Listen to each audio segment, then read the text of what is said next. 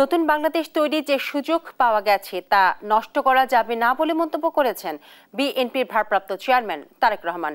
বাংলাদেশ চীন মৈত্রী সম্মেলন কেন্দ্রে গণ অভ্যুত্থান ২০২৪ জাতীয় ঐক্য ও গণতান্ত্রিক অভিযাত্রা শীর্ষক বিএনপির আলোচনা সভায় লন্ডন থেকে ভার্চুয়ালি যুক্ত হয়ে বক্তব্য রাখেন তিনি। পতনের বছর পূর্তি এই অনুষ্ঠানে শহীদ পরিবারের সদস্যদের সম্মানে আমি আবারও খুব সংক্ষেপে আমার ৫ই আগস্টের দেওয়া এক বছর আগের সেই বক্তব্যটির দু একটি কথা উল্লেখ করতে চাই।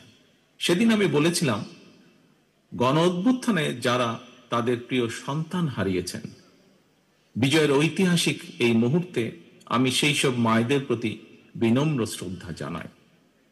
গত ১৫ বছরের ফ্যাসিবাদী শাসনকালে এভাবে অনেক সন্তান তাদের প্রিয়তম পিতা হারিয়েছেন, অনেক স্ত্রী হারিয়েছেন তাদের প্রিয়তম স্বামীকে।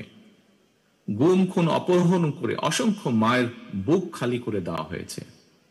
আপনাদের সন্তান স্বজনদের শহীদী মৃত্যু আর ত্যাগ তিতিক্ষায় ৫ই আগস্ট আরেকটি বিজয় দেখেছে বাংলাদেশ।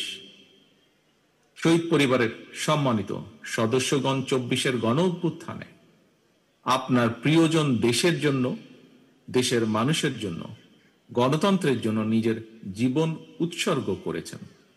একজন শহীদ শুধু আপনার স্বজন নন, তিনি জাতির গৌরব, তিনি মুক্তিকামী মানুষের প্রেরণা।